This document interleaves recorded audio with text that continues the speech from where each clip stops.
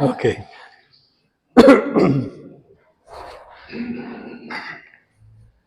En distintas oportunidades hemos considerado que cuando Dios dice algo explícito, algo claro, que sí se entiende, ¿verdad? Que no hay que estar hablando, es nuestra responsabilidad obedecerlo y ponerlo en práctica. No cuestionarlo, no tratar de decir, sí, pero qué, o qué sí, si está claro, eso es, ¿verdad? Dios no tiene que pensar dos veces las cosas. No hay otra alternativa cuando Él ya dijo, por muchas ideas que tengamos o creencias que tengamos, si está claro, eso es, ¿verdad? Y al preguntar, entonces realmente estamos poniendo en tela de juicio la palabra de Dios. Claro que podemos preguntar cómo se obedece o qué hay que hacer para cumplirlo, ¿verdad? Pero no cuestionar el asunto, la dirección. También hemos aprendido, confío que ya esté claro en ustedes, que cuando Dios ya nos dijo algo, por mucho que nosotros estemos buscando otras alternativas, ya no nos va a responder, ¿verdad? Cuando le dijo a Abraham lo que tenía que hacer, después no le dijo más nada, sino hasta que cumplió lo que ya le había dicho. Y así es con nosotros. Lo que pasa es que hay tantos versículos y tantas porciones de la Biblia que se repiten a cada rato, son muy conocidas, pero no nos paramos a pensar si Él ya lo dijo, y especialmente cuando es una condición. Si es una condición, hay que llenarla. No enfocarnos en la bendición, sino que en la condición. Fui invitado a una reunión de intercesión, pero cuando es una intercesión ya tenemos la claridad de que tenemos que ponernos en la brecha. Una intercesión básicamente es que alguien se pone en el lugar de la persona o situación que se está pidiendo y Dios. Esa intercesión, Daniel es el mejor ejemplo. Él había actuado correctamente sirviendo a Dios y todo, pero al interceder por su nación, él viene y dice, nuestros padres y nosotros hemos pecado. Él no está diciendo, Señor, mira estos pecadores tremendos. Él está diciendo, hemos, cuando es parte del cuerpo. Tenemos el ejemplo de Acán. Uno solo del pueblo fue el que cometió el pecado de robarse el oro y el manto, pero todo el pueblo pagó el pato. Cuando somos parte de algo, afecta al todo. Y en asuntos de nación, y no tanto nación, me voy a corregir, porque a pesar de que es por la nación, no es tanto con la nación, está esta palabra tan conocida, y se repite mucho, y personalmente no recuerdo yo haberla examinado así detalladamente como quiero hacer ahora. Segunda de Crónicas, capítulo 7, versículo 14. Comienza con un sí. Y cuando leemos en español, respetando la gramática, ¿qué es sí? Una condición. Entonces, desde un principio, nuestra mente debe predisponerse a que haya una condición que Dios nos va a poner. Algo que nos va a ordenar hacer o nos va a pedir que dejemos de hacer. Pero hay una condición. Y dice, si se humillare mi pueblo, sobre el cual mi nombre es invocado, y oraren y buscaren mi rostro, y se convirtieren de sus malos caminos, entonces, sí, entonces. ¿Ven? Esas son las dos palabras claves. Si se llenan estos requisitos, entonces se tiene esta promesa. Yo iré desde los cielos y perdonaré sus pecados y sanaré su tierra. No importa cuántas veces se cite este texto y que sean oraciones alusivas al texto, mientras no llenemos la condición, no pasa nada. Si pasa algo, asumimos que estamos haciendo algo bueno y ya no nos preocupamos más por buscar el verdadero significado de la palabra. Y entonces en casos como ahora nuestra nación, que es en la que me quiero enfocar, estamos mal La misericordia de Dios siempre está. Acabamos de cantar, su bondad nunca, nunca nos falta. ¿Por qué? Porque aunque fuésemos infieles, Él permanece fiel. Pero entonces la iglesia dice, miren la bendición que estamos teniendo, y asumen que eso es aprobación de Dios. Y no volvemos a la sencillez de las Escrituras. Yo quiero que esta mañana, a sabiendas de que está siendo grabado y con el favor y la misericordia de Dios, llegue a muchos otros oídos, especialmente a los que tengan un rol de liderazgo para equipar y enseñar a los santos. Que hagamos una meditación de esta condición para recibir la promesa. Lo primero que quiero que entendamos es a quién va dirigida la condición. Va dirigida a aquellos que Dios llama su pueblo. A los que Dios llama su pueblo. No va dirigida a los reyes malos de la tierra, a los presidentes fraudulentos, a los narcotraficantes, a los gobernantes corruptos, vendepatrias.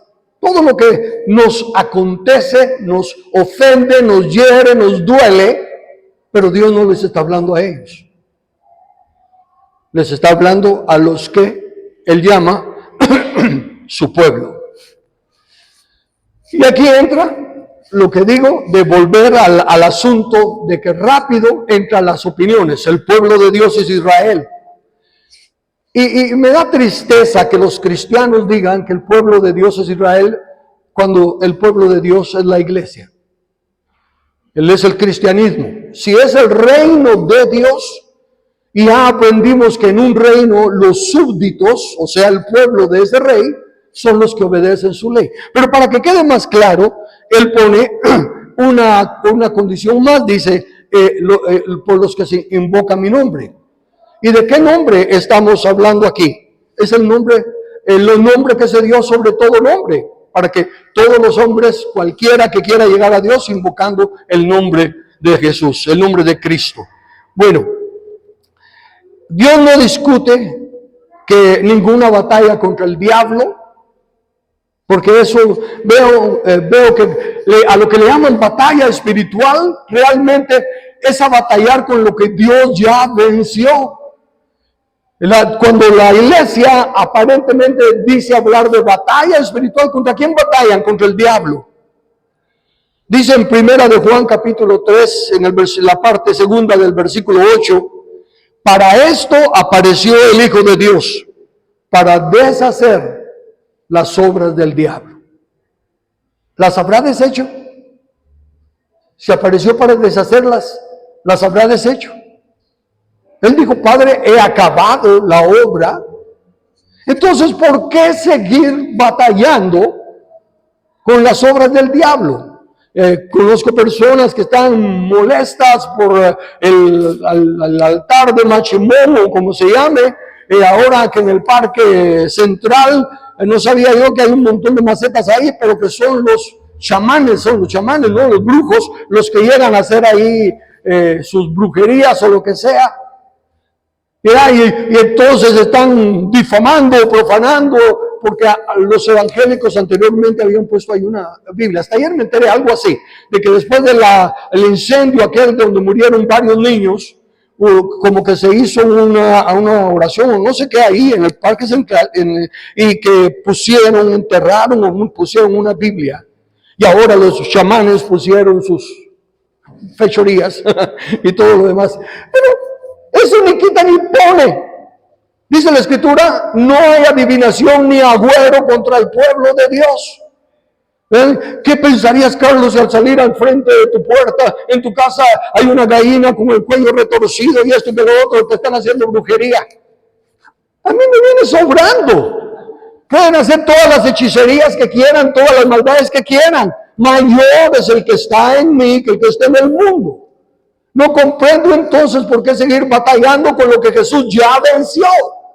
Despojando a los principados y potestades, los exhibió públicamente, triunfando sobre ellos en la cruz. Por cuanto los hijos participaron de sangre y carne, él participó de lo mismo para destruir por medio de la muerte al que tenía el imperio de la muerte. Esto es al diablo. Porque va a callar contra lo que Jesús ya venció. ¿Y por qué no ver las condiciones que nos pone a los que nos encontramos o decimos estar en aquellos que invocan su nombre? Es triste entonces ver cómo se descuida la verdadera batalla a lo que realmente el Señor nos está llamando. Dice que nos identificamos porque dice, el pueblo sobre el cual mi nombre es invocado. Es Dios hablando, dice, el pueblo sobre el cual mi nombre es invocado. ¿Qué pueblo es el que invoca el nombre de Dios? Juan capítulo 14, versículos 13 y 14. Y todo lo que pidieres al Padre, o sea que invoques al Padre, y todo lo que pidieres al Padre en mi nombre, lo haré, para que el Padre sea glorificado en el Hijo. Si algo pidieras en mi nombre, yo lo haré. Entonces escribí aquí para que lo pongan. Al hablar del cristianismo, se habla de Dios. Es decir, lo que la gente considere de los cristianos se traduce en lo que piensan de Dios. Si nos consideran a los cristianos una partida de fanáticos, el Dios que tenemos es un Dios de fanáticos. Si somos lo que sea, lo que nos quieran llamar, o lo que piensen de nosotros, es lo que afecta a Dios. ¿Y por qué digo esto? Porque la razón principal de las blasfemias contra Dios son nuestras actitudes, las que deciden si el nombre de Dios es exaltado o blasfemado. Dice Romanos 2:24, porque como está escrito, el nombre de Dios es blasfemado entre los gentiles por causa de vosotros. Por eso Dios está refiriéndose a los que invocamos su nombre, a los que nos consideramos su pueblo, porque dice que la blasfemia del mundo es causada por nosotros. Por causa de nosotros, el nombre de Dios es blasfemado. Obviamente, un ejemplo crudo es los que viven en pecado o los que en una posición de altura de gobierno están pecando. Y en la Biblia el ejemplo nada más ni nada menos del hombre conforme al corazón de Dios, David.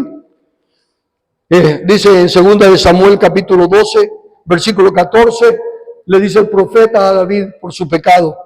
Mas por cuanto con este asunto, ese pecado de David, hiciste blasfemar a los enemigos de Jehová, el hijo que te ha nacido ciertamente morirá.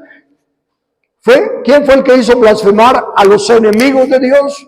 El varón conforme al corazón de Dios, con su pecado. Entonces nosotros tenemos que cuidar nuestro caminar, nuestro testimonio cristiano, porque una vez más, somos el único evangelio que algunos leen. Somos cartas abiertas. Y nuestra conducta de vida es la que ellos están viendo y con eso arremeten contra Dios. Aunque no lo digan directamente contra Dios, pues por causa de lo que tú hiciste blasfemar a los enemigos.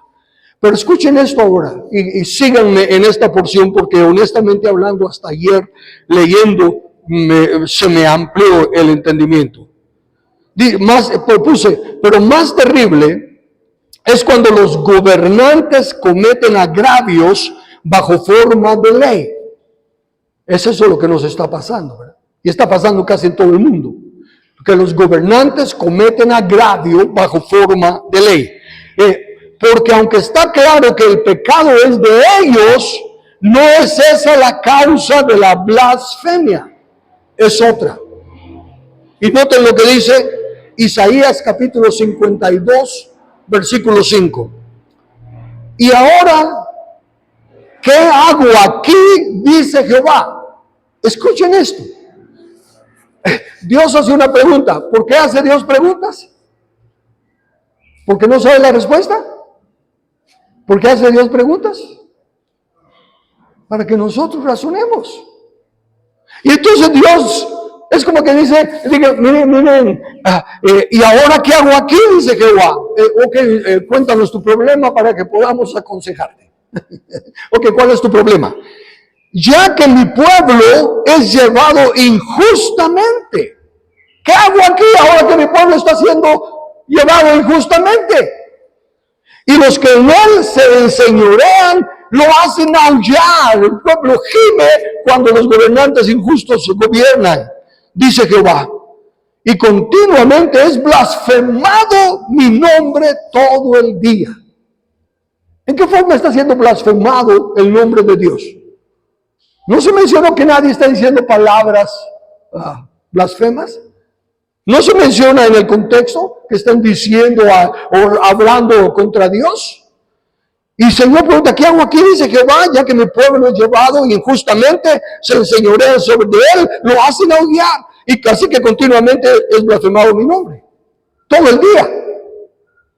Por el trato que el gobierno injusto hace al pueblo de Dios. Eso es lo que está blasfemando a Dios todo el día.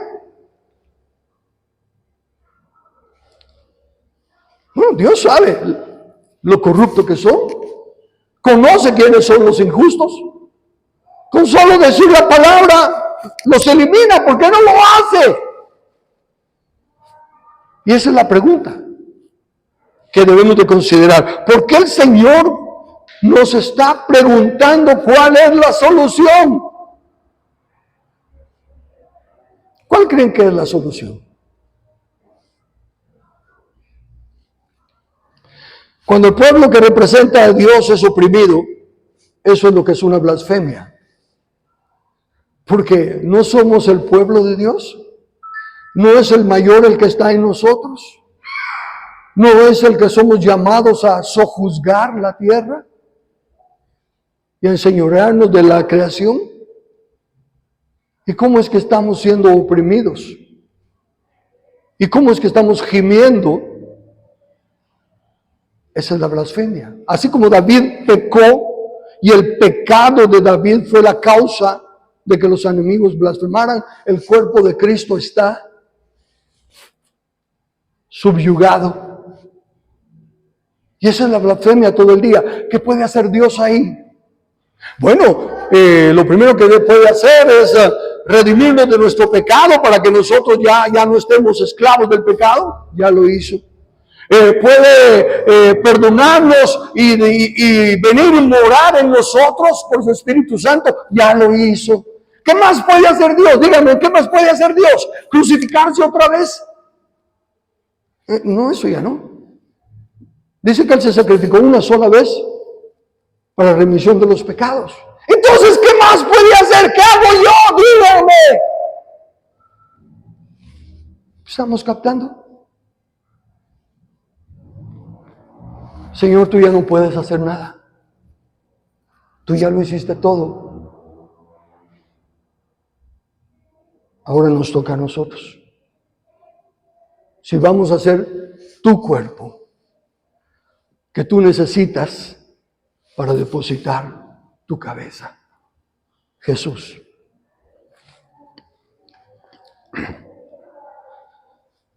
Por eso nos pone la condición que tenemos que llenar para que Él pueda actuar. Jesús ya está sentado a la diestra del Padre con toda autoridad en los cielos y en la tierra. Ya tiene un cuerpo glorificado. Yo no sé cuántos de ustedes eran o son fanáticos de la lucha, pero yo recuerdo en mi niñez, unos pocos años atrás, el que íbamos al gimnasio a ver la lucha, ¿verdad? Y todo. Y habían, y asumo que siguen habiendo, los luchadores técnicos. ¿Quiénes eran los técnicos? Los que jugaban por las reglas. ¿Quiénes eran los rudos? Los que les importaban un comino las reglas. Y entonces agarraba el rudo, había uno que se llamaba el Inocente Castellanos. Era machuco, agarraba tapitas de agua, de esas, ¿verdad?, que tenían las aguas en aquel entonces, y les rayaba la frente a sus contrincantes, ¿verdad? Y cuando le iban a pegar, se agarraba de la cuerda, ¿verdad? Y entonces la repito, no se puede. Y así pasa. Fíjense que así está pasando ahorita. El ministerio público tiene todas las pruebas necesarias, pero el chuco está agarrado de la rienda. Hay que llenar el debido protocolo, hay que llenar el debido proceso y todo. Pero ellos no respetan nada del debido proceso ni nada. Entonces lo mismo pasa aquí. Nosotros tenemos que respetar que Dios es un Dios que aún jurando en daño suyo, dice el hombre, dice Dios, el hombre justo, aún jurando en daño suyo, no por eso cambia, sino lo pone como hombres, que cuando hemos dado nuestra palabra, cuando hemos jurado, debemos, aunque nos equivocamos cuando dijimos, ¿verdad? Por ejemplo, los comerciantes, te voy a hacer la casa de 1000 quetzales, ¿verdad? Y luego, fíjate que subió el hierro, subió el cemento y todo. Sí, pero usted me dijo 1000 quetzales. Sí, pero todo aumentó de precio, pero el hombre, aún jurando en daño suyo, no por eso cambia. Entonces, ¿cuánto más Dios? Y regresando al problema de que el pueblo está siendo humillado. ¿Qué puedo hacer yo? No puedo hacer nada porque yo le delegué la autoridad a los hombres sobre la tierra.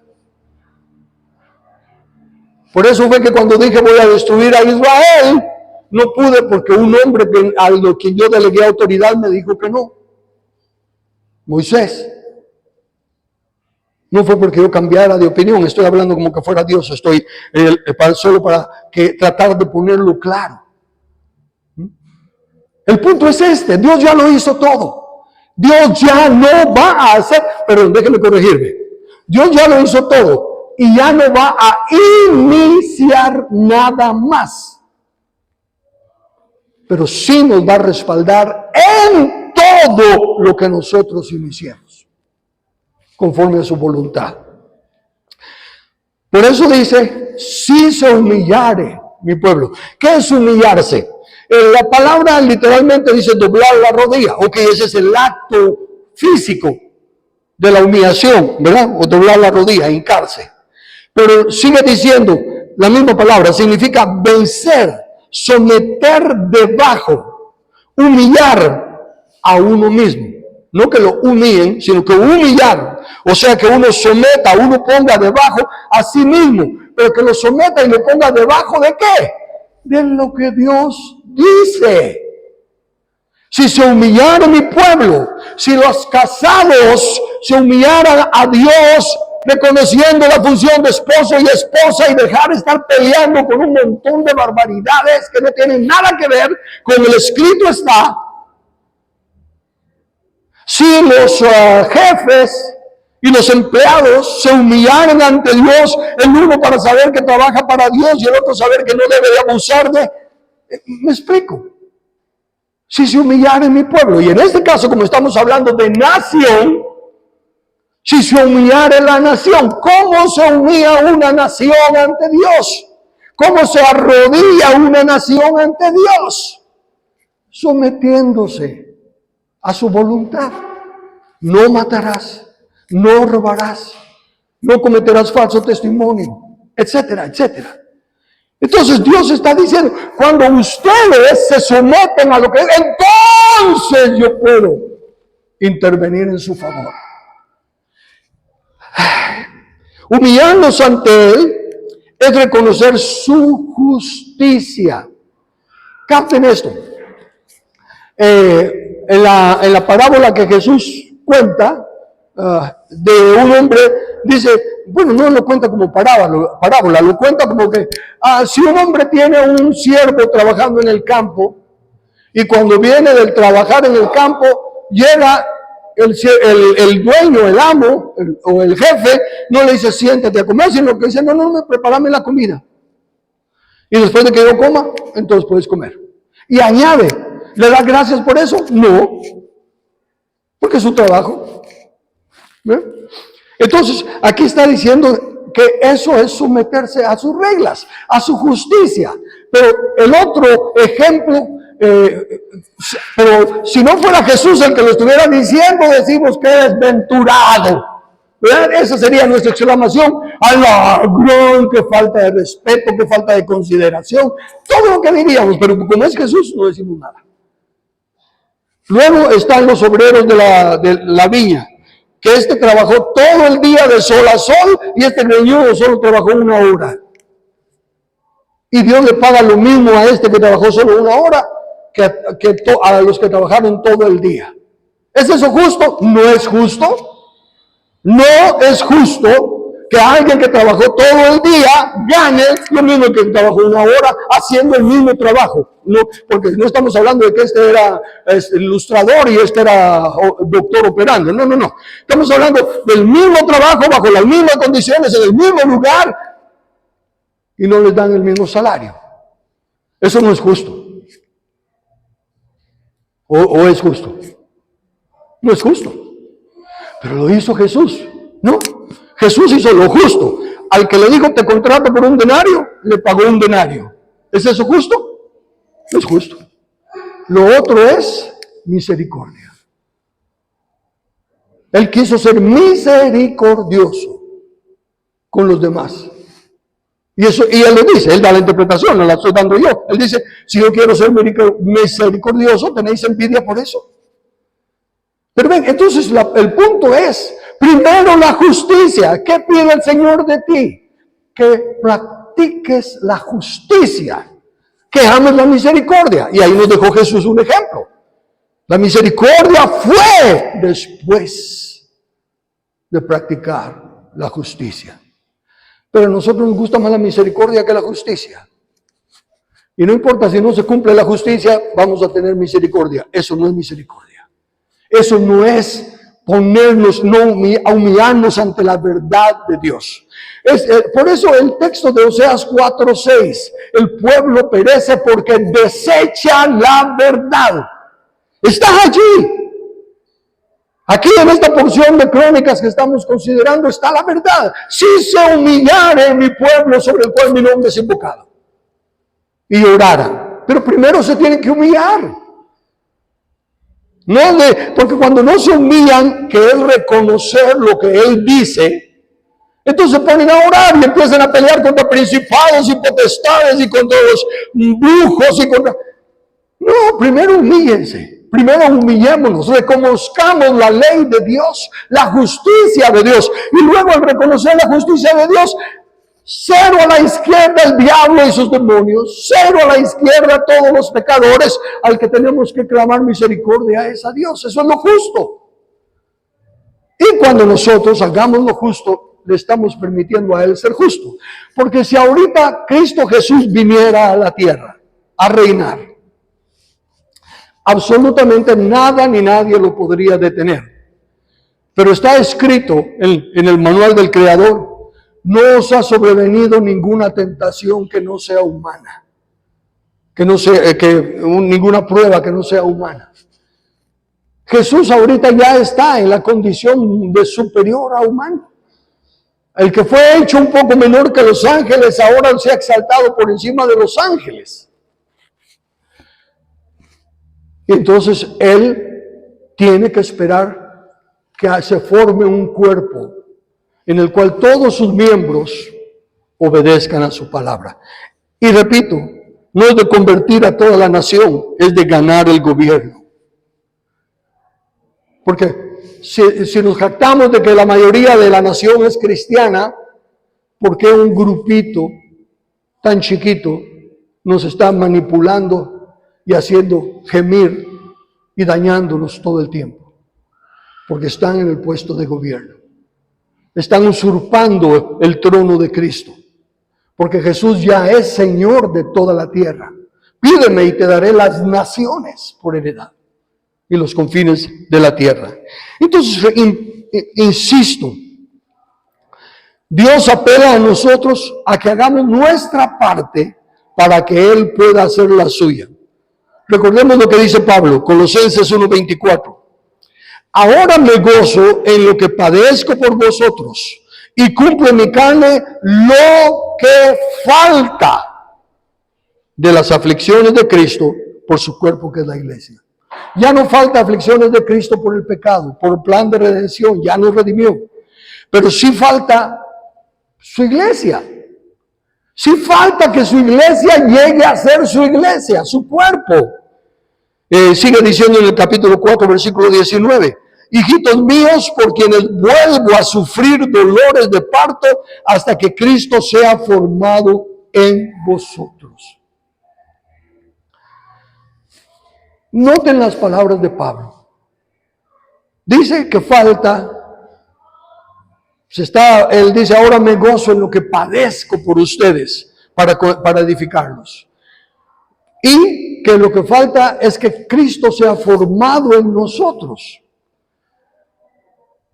Que lleguemos a reconocer a Cristo como nuestro Señor, como nuestro Rey. Y que le obedezcamos. Que Él sea la cabeza. Ahorita hay demasiadas cabezas en todo. Aún los movimientos que se están haciendo para tratar de cambiar a la nación, para tratar de detener la corrupción, son un montón de grupitos. Y en lugar de unirse y formar un grupote como Dios quiere que se haga, cada uno piensa que su grupo es el mejor y que los demás se unan a su grupo. Y todos están diciendo, únanse a mí. Nadie está diciendo, unámonos. Y cada quien humillarse ante la palabra de Dios. ¿Quién es mejor? ¿Quién es más grande? El que más sirve. Y entonces empezar a respetar los principios bíblicos para tener ese cuerpo el cual Jesús pueda repostar su cabeza.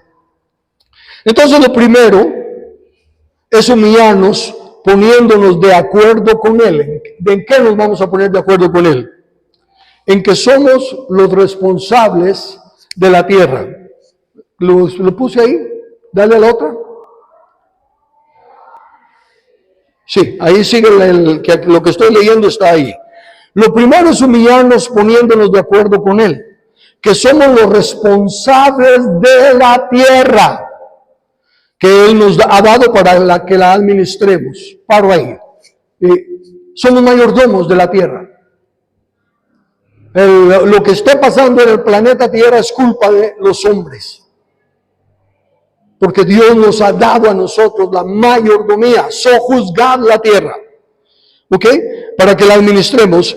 ¿Y cómo la administramos? Siendo la luz que disipe las tinieblas del pecado y la ignorancia por medio de disipular a las naciones. Y siendo la sal que evite la corrupción por medio de elegir gobernantes según los instruye el manual. Entonces, ese es el primer paso. En este mover que se está dando, grupos que se reúnen ante el palacio y otros lugares para clamar por Guatemala, lo primero es humillarnos. Lo primero es reconocer que nosotros somos los que no estamos obedeciendo la palabra de Dios. No hemos aceptado que somos los que tenemos que salvar a la nación, en el sentido que somos los que tenemos que dar el primer paso. Cuando Dios sacó al pueblo de Egipto, estaban muertos en sus delitos y pecados, no podían hacer nada. Entonces Él lo hizo todo. Se pararon ante el Mar Rojo, venía el enemigo y Dios abrió las aguas. Pero después de que ya los sacó de Egipto y anduvieron en el desierto oyendo las palabras que Moisés decía y todo lo demás, finalmente llegan al río para cruzar y entrar a la tierra prometida. Y ahí está el río y no se abre. Hasta que Dios les dice, ustedes empiecen a caminar. Y hasta que los tobillos de los sacerdotes se mojan metiéndose al agua, entonces Dios separa las aguas. Ahora ya estamos en el punto en el que Dios ya no inicia. Tenemos que iniciar nosotros, tenemos que dar los primeros pasos. Por eso es que dice, no es con ejército ni con espada. Y la iglesia canta y danza eso, sí, y lo aplica como nosotros no tenemos que hacerlo. No es mi batalla, es la de Dios. No, lo que está diciendo no es con espada en el sentido de que puede ser una sola, como la que tenía Jonatán. Y con una sola espada que tenía el pueblo, empezó a pelear contra el enemigo y Dios se encargó de darle la victoria. Y no es con ejércitos. Gedeón tenía demasiados. Y le dijeron 300 todavía son muchos, pero aunque sea con los 300. Ven, eso es lo que la Biblia dice. No es con espada ni con ejército, más por mi espíritu, dice Dios. Pero el primer paso lo tenemos que dar los mayordomos. Señor, estos invasores están invadiendo tu terreno. Vamos a ir a sacarlos. Y empezamos a caminar y Dios envía. Ahí sí que como lo que está escrito lo convirtió en canción el puertorriqueño, ese cantante famoso. Oye, yo envío mis abejas para que los piquen. Eso fue lo que hizo Dios. Pero de ahí lo saca, ¿no? Ven, Dios, y en otro caso hizo caer granizo. Y mató más a los enemigos el granizo que el ejército batallando contra ellos. Pero el punto es, ¿qué haré yo? Dice Dios.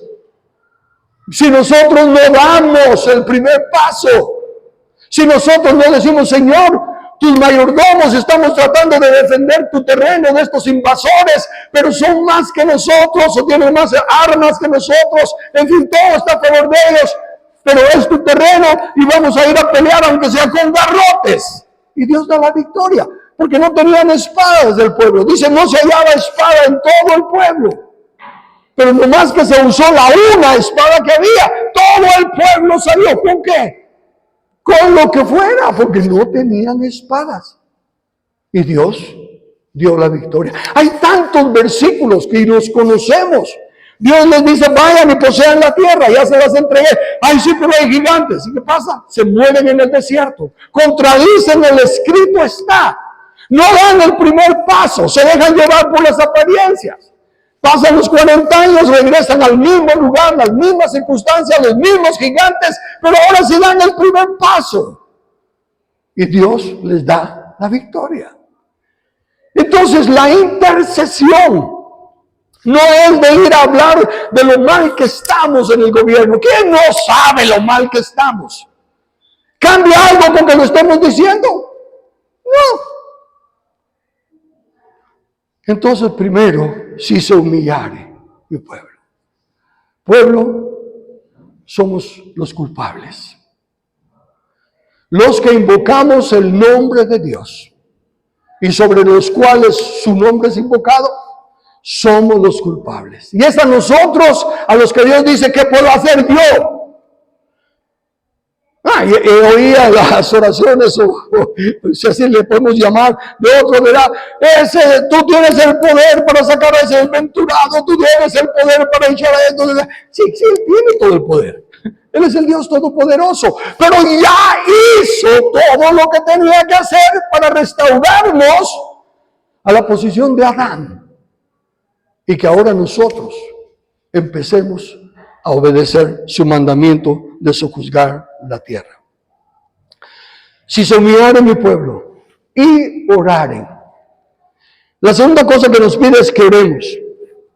Pero Pablo nos advierte que debemos orar con el espíritu, pero también con el entendimiento. No es justo que le pidamos a Dios que haga lo que Él nos ha ordenado hacer. El famoso ejemplo es el de los hijos.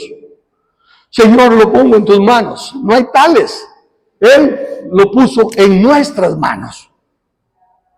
Si no está bien educado, si no se está portando bien, Señora, cámbialo. No, Dios no lo va a cambiar.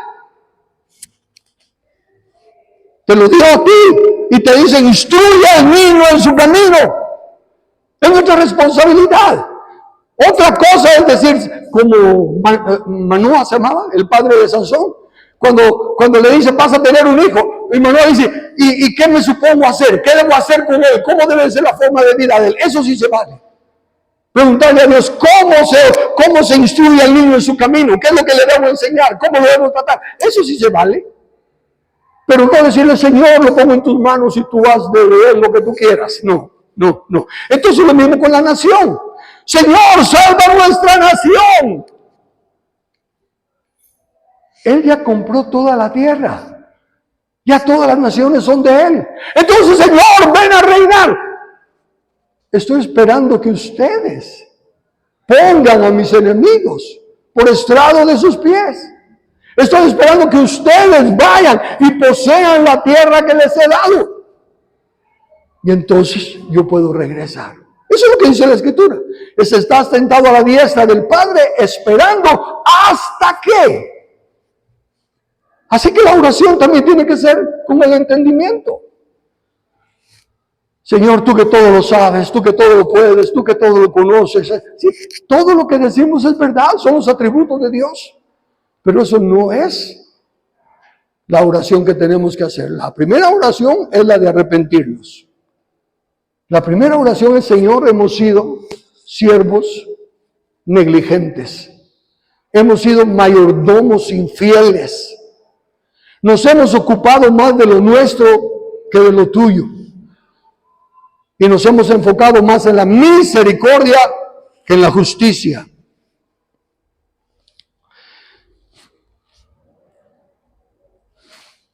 Y lo que es más, en cuanto al gobierno, sigo leyéndome donde me paré.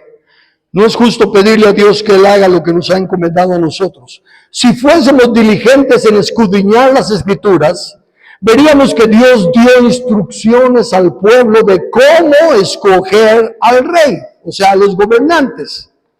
Pero ellos lo pasaron por alto y pidieron a Dios un rey, aunque no llenara las condiciones. Y eso es lo que pasa hoy en día. Cada vez que vamos a elegir gobernantes, elegimos sin tomar en cuenta las condiciones que Dios pone en la Biblia. Nunca se oye en los púlpitos de las iglesias o en las plazas de los diferentes candidatos que se hable de las condiciones que Dios pone para que sus administradores, sus mayordomos, juzguen a la nación. Y no se instruye al pueblo en lo que esos son.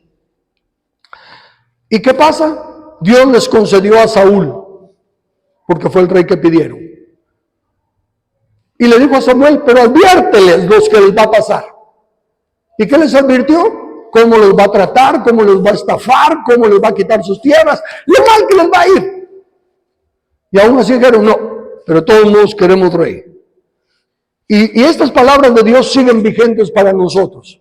Cuando elegimos sin buscar la dirección de Dios, pero escúcheme, al decir sin buscar la dirección de Dios, me refiero sin obedecer las que ya nos dio. Él no nos va a dar nuevas instrucciones. Ya está escrito en su palabra, escrito está. Entonces, si nosotros seguimos eligiendo candidatos sin considerar las condiciones que Dios pone, Dios no los va a seguir dando. Y va a seguir diciendo Dios, ¿qué puedo hacer yo? Si ustedes me piden a estos. No somos nosotros, Señor. Nosotros ni siquiera votamos. Entonces, con mayor razón. Malos mayordomos de la responsabilidad de escoger. O de al menos manifestar en contra de. Y les dijo Dios. Y esto es lo que debe de oír la iglesia y el pueblo que invoca el nombre de Dios en nuestros días. Les dio lo que pidieron, primera de Samuel 8:18, y les dijo, les va a tratar así y así. Y clamaréis aquel día a causa de vuestro rey que os habréis elegido.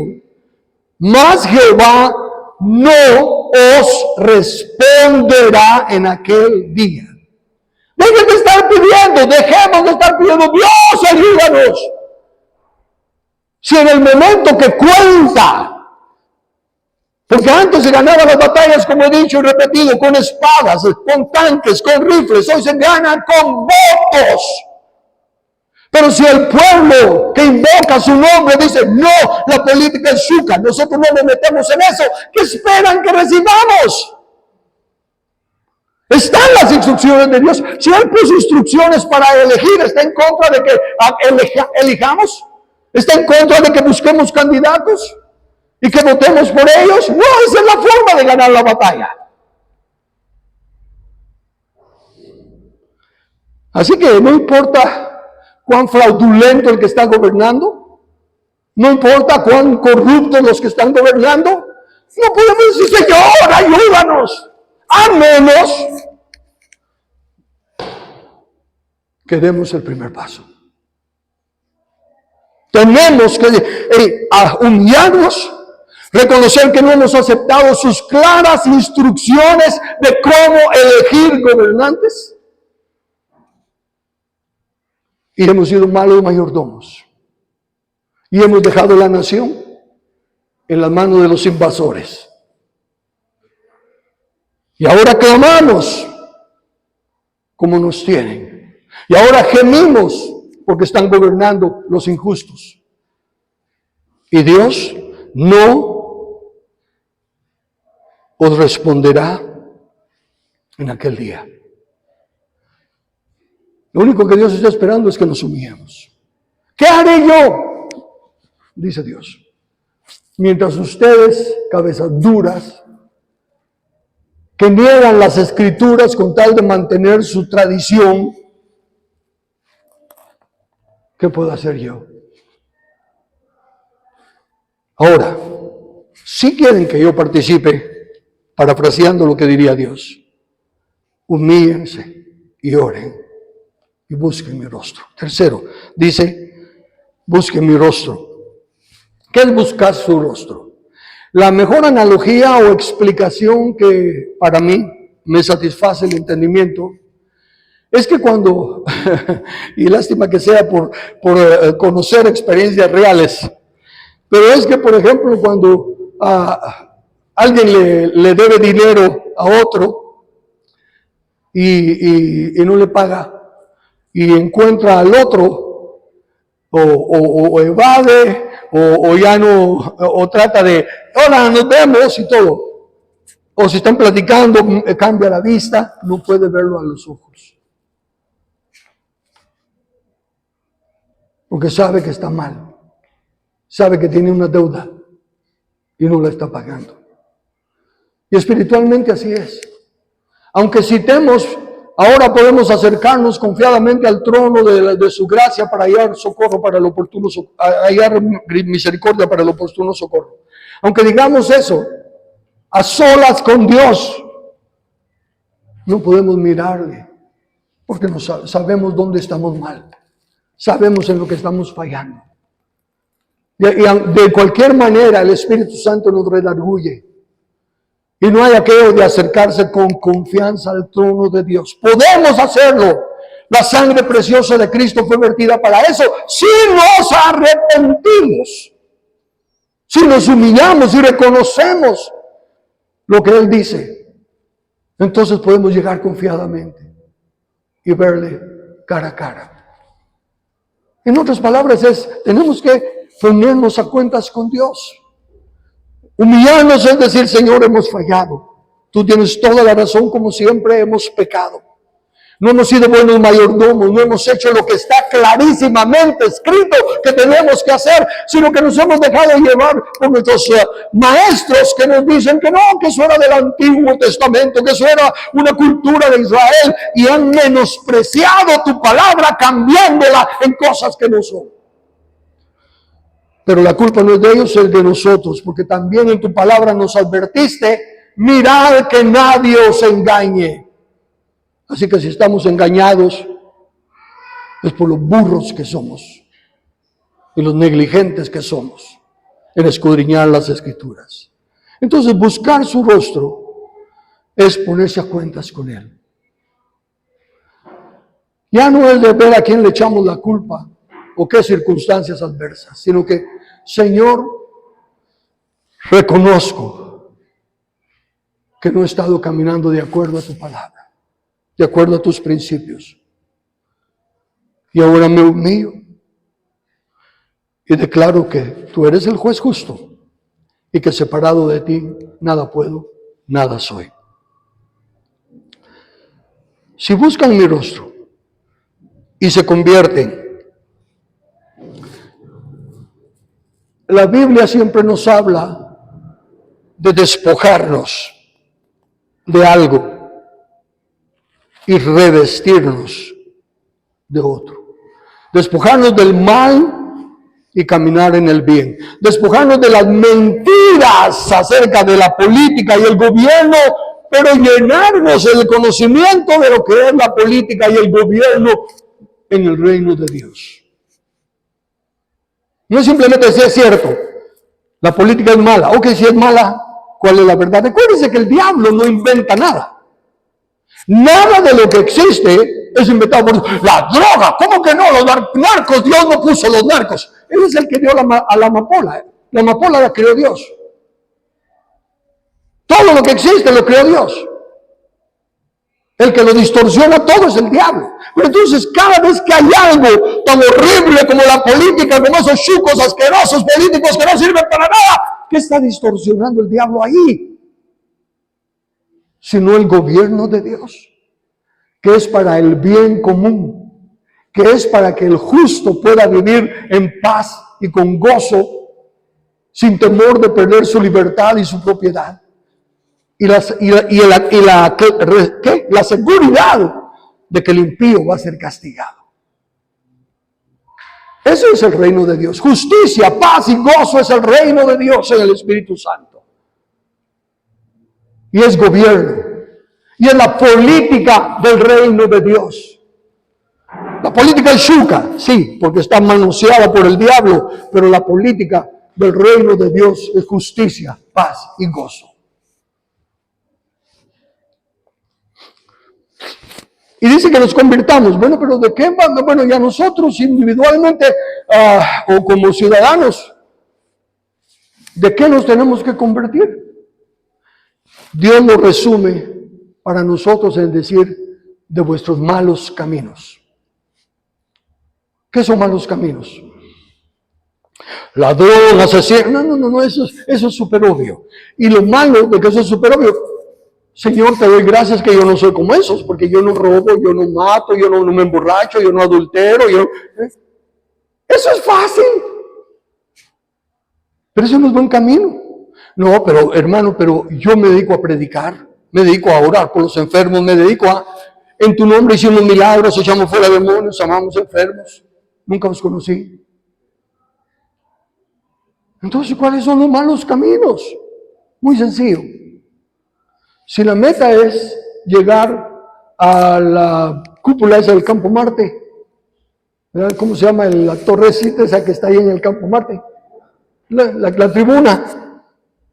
Todo camino que no vaya para allá es malo. El camino es a la tribuna. Sí, pero por este otro lado podemos ayudar más, podemos recoger más gente, podemos bendecir a más. Y mire, pueden hacer 80,000 milagros y ayudar a 80,000 personas. Pero si no es el camino a la tribuna del Campo Marte, es mal camino. Porque mis pensamientos no son vuestros pensamientos. Y mis caminos no son vuestros caminos. Entonces, cuando el escrito está claro. Sojuzgad la tierra. ¿Y cómo se sojuzga? Desde las puertas de la ciudad. ¿Y cuáles son las puertas de la ciudad? Los lugares de gobierno. Hoy en día es el ejecutivo, legislativo y judicial. Y a propósito, ¿de dónde salió eso de ejecutivo, legislativo y judicial? De Isaías 5. Jehová es nuestro legislador, Jehová es nuestro juez, Jehová es nuestro rey. Legislativo, ejecutivo, legislativo, judicial, ejecutivo. La Biblia es el manual del Creador. La Biblia ya nos da instrucciones claras y no va a cambiar ninguna nación mientras no se tome las puertas de los enemigos y se entronen las leyes de Dios. Y como he dicho en otras ocasiones, dice, usted está hablando de teocracia. Sí, claro, es la única. ¿Qué es teocracia? Teos, Dios, kratos, gobierno. ¿Nadie quiere el gobierno de Dios? Así, pero eso es para la iglesia. No, el gobierno de Dios es para toda la creación. El gobierno de Dios es en la familia. El gobierno de Dios es en la iglesia. El gobierno de Dios es en la nación. Entonces,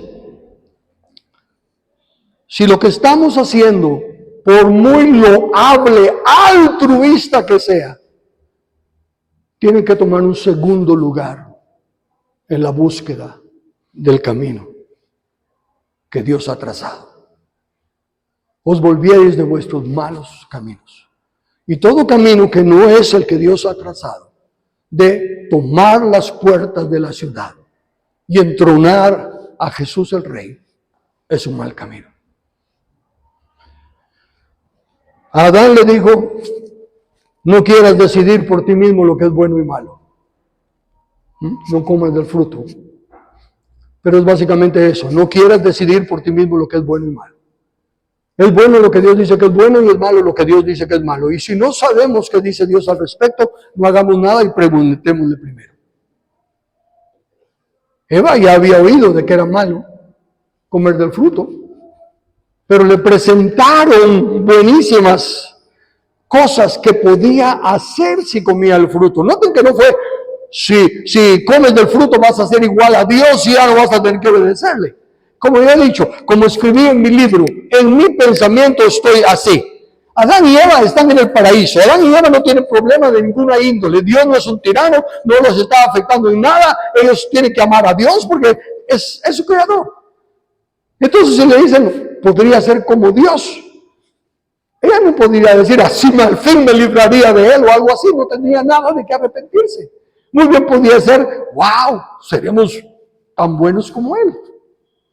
Por eso digo, el enemigo no nos tienta a nosotros con cosas robar y con el dinero que robes vas a predicar el evangelio, vas a servir a Dios. No nos tienta con cosas así. Pero sí nos hace pensar, bueno, esto sería bueno, esto sería, pero si no es, el escrito está, es mal camino.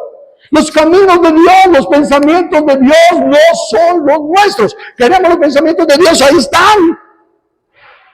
Leámoslo. Sí, pero hermano, ahí está escrito, Él pone y Él quita. Él pone las condiciones, pero la ejecución la llevamos nosotros. Me duele que usen eso, porque todos están diciendo, Dios puso a Hitler, Dios puso a Maduro. ¿Cómo se les ocurre pensar? Y cuando Él les advirtió, adviérteles cómo los va a tratar. Pero ellos dijeron, no. De todos modos lo queremos. Entonces, a Adán le dijo, no quieras decidir por ti. A Abraham se lo puso más claro y vuelvo a citar este texto, Génesis 18 y 19, porque dice claramente, porque yo sé que mandará a sus hijos y a su casa después de sí, que guarden el camino de Jehová haciendo justicia y juicio. ¿En dónde se enseña la justicia y el juicio? En la casa. Si instruyes al niño en su camino, enseñándole lo que es justo, aun cuando sea grande no se apartará de él. Justicia y juicio, ¿para qué? ¿Para qué? Note que subrayé, ¿para qué? Si no se llena el primer requisito, no sigue el para qué. Lo mismo con si se humillare, entonces. Si no hay el sí, tampoco hay el entonces. Si no hay el instruye, tampoco hay el para qué. Para que haga venir Jehová sobre Abraham lo que ha hablado acerca de él. Humillarse entonces es ponerse de acuerdo con el escrito está. Orar es orar también con el entendimiento, no solo con el espíritu, con el entendimiento. Si le vamos a pedir a Dios por algo, es algo que no nos ha dado. Porque si ya no lo dio, lo más que podemos pedir es sabiduría para usarlo o para ejecutarlo. Orar con el entendimiento. No es justo pedirle que haga lo que nos toca a nosotros. Y luego de orar, buscar su rostro, ponernos a cuenta con Él. No estamos caminando, no es prioridad en nuestra vida lo que tú dices que es prioridad. Buscar primeramente el reino de Dios y su justicia. Pero en nuestra vida no es prioridad. En nuestra nación no es prioridad.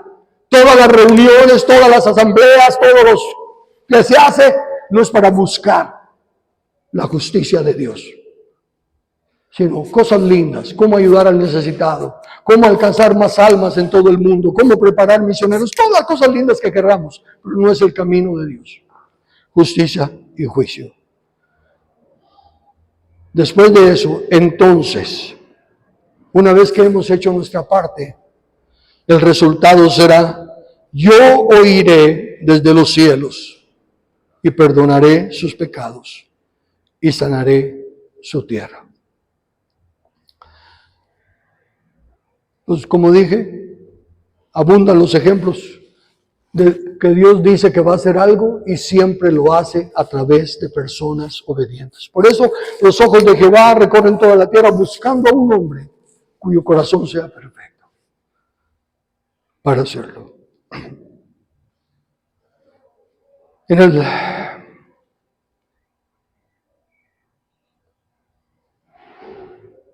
Voy a leer esto para terminar,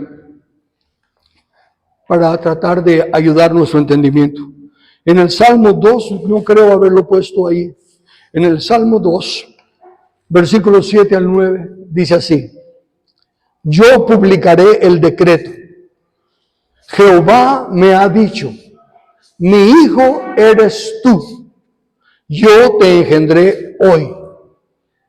Pídeme y te daré por herencia las naciones y como posesión tuya los confines de la tierra. Los quebrantarás con vara de hierro, como vasija de alfarero los desmenuzarás. Obviamente es una profecía ¿de quién? De Jesús, porque dice yo te engendré hoy, la muerte y la resurrección de Cristo. Por cuanto Él fue obediente hasta la muerte, Dios lo exaltó hasta lo sumo y le dio un nombre que es sobre todo nombre. Y en Apocalipsis 12, cuando dice de la mujer que estaba en dolores de parto y dio a luz a un niño que va a regir a las naciones con vara de hierro y fue arrebatado al cielo. O sea que es clarísima profecía de Jesús. Él pidió y Dios le dio ya a las naciones por herencia. Y ahí es donde aclaro, nosotros somos coherederos. Pero el coheredero tiene que hacer su parte. El cheque lleva 2 firmas. Jesús ya firmó, los coherederos no. No hemos hecho nuestra parte. Pero quise ponerlo solo para ilustrar lo que acabo de decir. Fíjense, vara de hierro y los va a quebrantar como vasija de alfarero, los desmenuzarás. ¿A quiénes va a tratar así? A esos desventurados pecadores. No. Va a tratar a las naciones que se le están dando como herencia. Alá, pero así como así. ¿Acaso no dice que al que recibe por hijo lo castiga? ¿Y qué ejemplo nos dejó en las Escrituras? Jeremías 18, 1 al 10, y con eso termino. Palabra de Jehová que vino a Jeremías diciendo: levántate y vete a casa del alfarero, y ahí te haré oír mis palabras. Y descendí a casa del alfarero, y aquí que él trabajaba sobre la rueda. Y la vasija de barro, Adán, esa la metí yo, y la vasija de barro que él hacía, se echó a perder en su mano. Y volvió, y la hizo otra vasija, el postrer Adán, según le pareció mejor hacerla. Entonces vino mi palabra de Jehová diciendo: no podré yo hacer de vosotros como este alfarero, oh casa de Israel, oh nación de Guatemala, oh nación de Estados Unidos, oh nación. No puede ser como este alfarero, oh casa de Israel, dice Jehová. He aquí que como el barro en la mano del alfarero, así sois vosotros en mi mano, oh casa de Israel, oh pueblo que invoca mi nombre. Pero si esos pueblos se convirtieren, Israel, en un instante hablaré contra pueblos, no contra personas, contra pueblos y reinos para arrancar y derribar y destruir. Vara de hierro. Pero si esos pueblos se convirtieren de su maldad contra la cual hablé, yo me arrepentiré del mal que había pensado hacerles, y en un instante hablaré de la gente y del reino para edificar y plantar. Pero hiciere lo malo delante de mis ojos, no oyendo mi voz, me arrepentiré del bien que había determinado hacerle. Una vez más, ¿qué haré? Dice Dios. Y aquí nos dice: vuélvanse de sus malos caminos. Vuelvan a la única comisión que Dios ha dado: fructificad, multiplicaos, llenad la tierra y sojuzgadla, y señoread sobre la creación. Si no apunta a eso el camino que estamos trazando, es un mal camino, sin importar las bendiciones que traiga. Porque bendición no es aprobación. Y lo que debemos de buscar es aprobación. Así que hagamos una oración intercesora por Guatemala. Acompáñenme.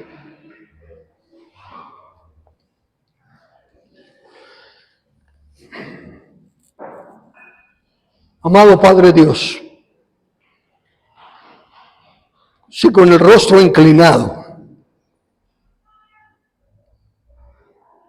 sin el valor de mirarte a ti, Señor, porque tu bondad nunca nos ha faltado, tu misericordia siempre nos ha acompañado, tu paciencia inagotable y tu amor tan grande ya demostrado. Ahora leemos en tu palabra, en tu manual, que aún tu Hijo Jesucristo es por su intercesión ante ti, porque Él, sumo sacerdote del orden de Melquisedec, intercede por nuestra dureza de entendimiento, nuestra dureza de corazón. Al presentarnos hoy delante de ti como nación, una nación tan bendecida, una tierra tan fructífera, tan linda, llena de tanta bendición. Tenemos que reconocer a la luz de tu palabra que hemos sido unos ignorantes, otros negligentes, pero de todos modos hemos fallado, Señor. Nuestro entendimiento se ha embotado. No hemos visto más allá que nuestro interés personal o lo que nosotros consideramos que es bueno. Y aunque nuestras intenciones, como tú que conoces los corazones, sabes, ha sido buena. Si aunque los sacrificios que algunos de entre nosotros han hecho, los han hecho de corazón pensando en que te agradaban. Pero por ignorancia, por desechar tu palabra en la cual está escrito claramente las condiciones que tú nos pones para que apruebes a los gobernantes de nuestra nación. Para que haya en los lugares de gobierno personas que te temen, personas que representan tu justicia, tu ley y tu verdad. Nosotros hemos sido malos, hemos desechado ese conocimiento que está ahí. Y hemos escogido de acuerdo a lo que pensamos que nos conviene, de acuerdo a lo que pensamos que podría ser lo mejor. Y otros nos hemos acobardado y pensamos que solos no podemos hacer mucho y que nos podemos exponer a que nos maten. Otros hemos tomado la actitud de no me importa, al fin y al cabo otros se encargan de eso. Yo tengo esta otra cosa que hacer que es importante. En fin, tú conoces todas las excusas que hemos puesto. Tú conoces todas las maquinaciones que se han levantado. Y por lo que leemos en tu palabra, a ti te duele. Pero no puedes hacer nada porque tú mismo te has limitado a tu palabra de delegarnos a nosotros la autoridad y de esperar que nosotros actuemos acorde a ella. Poquito a poquito, Padre, estamos abriendo los ojos.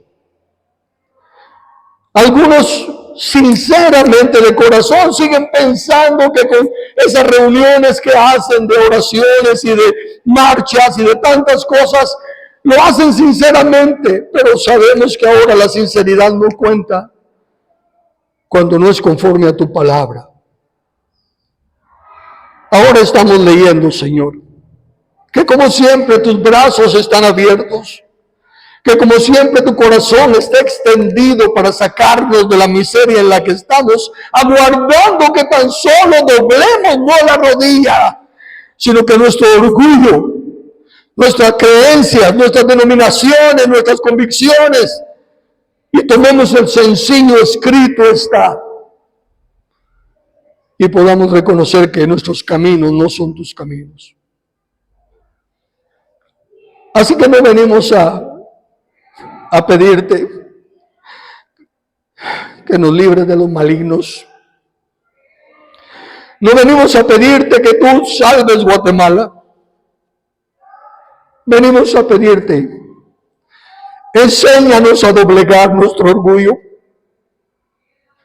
Enséñanos a ser gratos delante de ti, obedeciendo tu palabra. Perdónanos por lo lentos que somos en aprender. Perdona que tu propiedad sea tan maltratada, porque nosotros, tus mayordomos, estamos envueltos en tantas otras cosas, en lugar de prepararlo todo para tu venida. Clamamos a tu Espíritu Santo. Amado Espíritu Santo, tú eres tan tierno.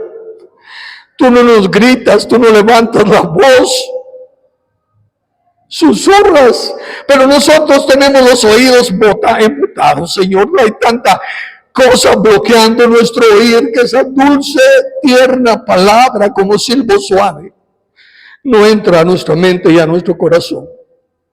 Oímos más la bulla que hace el mundo. Perdónanos. Perdónanos. Porque decimos, es que no hay quien. Cuando tú dices que hay 7,000 que no han doblado la rodilla, pero que tampoco tú nos puedes simplemente decir, allá está fulano, ciclano, mengano. Tú quieres que hagamos nuestra tarea y que empezamos a evaluar a los candidatos a la luz de tu palabra. Sabemos que para ti puedes transformarlo todo en un instante, cuando aprendamos a doblegarnos ante ti. Así que, Padre, la ayuda que te pedimos es ilumina nuestro entendimiento. Concédenos la oportunidad de comunicar esta verdad tuya a más personas. Y ayúdanos a comenzar, Señor, que con 2 o 3 a los que les contemos esto, empecemos empecemos a sembrar la semilla de tu reino, la semilla del camino que tú quieres que caminemos y nos apartemos de todos los otros que consideramos buenos. Pero por sobre todo, perdónanos. Porque está escrito que si nosotros te invocamos, obedeciendo tu palabra, tú oyes desde los cielos, perdonas y sana nuestra tierra. Si aún no está sana, solo hay una razón: nuestro pecado de negligencia, nuestro pecado de ignorar tu escritura, nuestro pecado de desechar tu palabra. Perdónanos, Señor.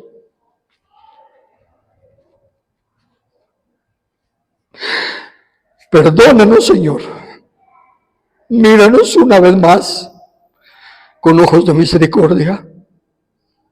Reconocemos nuestra culpabilidad y no pedimos que hagas nada, porque entendemos que ahora tú estás esperando que nosotros te obedezcamos. Gracias por tu paciencia.